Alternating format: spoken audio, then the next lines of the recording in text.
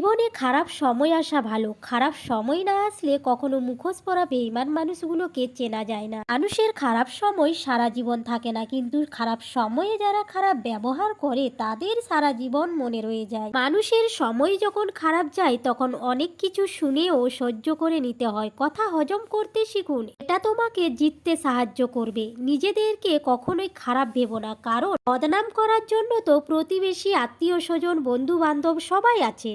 অন্যের কাছে মূল্যহীন হওয়ার আগে মূল্য নিয়ে ফিরে আসুন। ভেতরে সাময়িক যন্ত্রণা হলেও এটা কিন্তু অনেকটাই সম্মানের। জীবন হলো পেন্সিলে আঁকা এক ছবির নাম, আর কোনো অংশই রাবার দিয়ে কিন্তু মুছে ফেলা যায় না।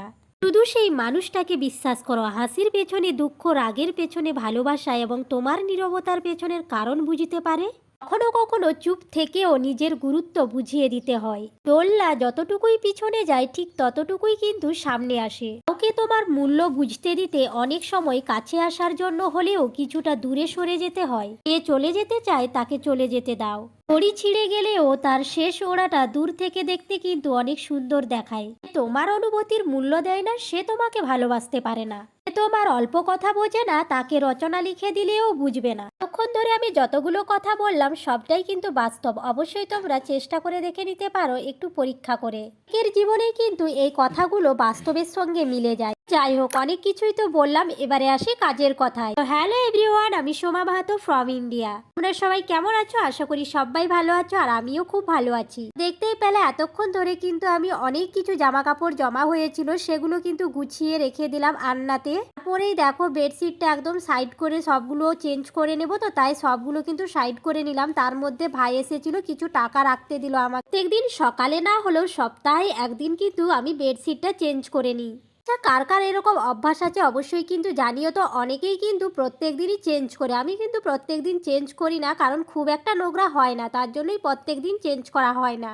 সপ্তাহে একদিন চেঞ্জ করলেই জাস্ট হয়ে যায়। আবার তো অনেকেই আছে আমি দেখেছি মাসে একবার চেঞ্জ করে, হয়তো তাদের নোংরা হয় না তাই তারা মাসে একবার চেঞ্জ করে। আবার অনেককে দেখেছি এত নোংরা গন্ধ হয়ে যায় সেই বেডশিটগুলোও কিন্তু ওইভাবেই তারা ব্যবহার করে, হয়তো তারা পরিষ্কার করতে সময়ই পায় না। আমি তো বলবো সবাইকে যে প্রত্যেক দিন না হলেও সপ্তাহে একদিন অবশ্যই কিন্তু বেডশিটগুলো ধুয়ে মুছে চেঞ্জ করে নিতে পারো। বললে দেখবেন একটা শান্তি মনে হবে, একটা রিল্যাক্স মনে হবে যে বিছানায় শুতে আমার কতটাই না ভালো লাগছে। ফাইনালি কিন্তু দেখো আমার বিছানাপত্র গোছানো হয়ে গেছে। হ্যালো এভরিওয়ান, তোমাদেরকে কেমন লাগে আমার এরকম ছোট্ট ছোট্ট মিনি ব্লগ দেখতে অবশ্যই কিন্তু জানিও। যদি ভালো লাগে তাহলে পেজটা ফলো করে রেখো, এরকম সুন্দর সুন্দর ভিডিও তোমাদের জন্য অবশ্যই আমি পোস্ট করব। ধন্যবাদ সবাইকে যারা যারা এতক্ষণ ধৈর্য ধরে আমার এই ছোট্ট মিনি ব্লগটা দেখলেন। এটা গুছিয়ে নেওয়ার পরে এই যে ভালো করে রুমটা ঝাড়ু দিয়ে মুছে নিলাম। যাই হোক, আজকের মতন ভিডিওটা এই পর্যন্তই। সবাই সুস্থ থেকো, ভালো থেকো, টাটা, বাই বাই।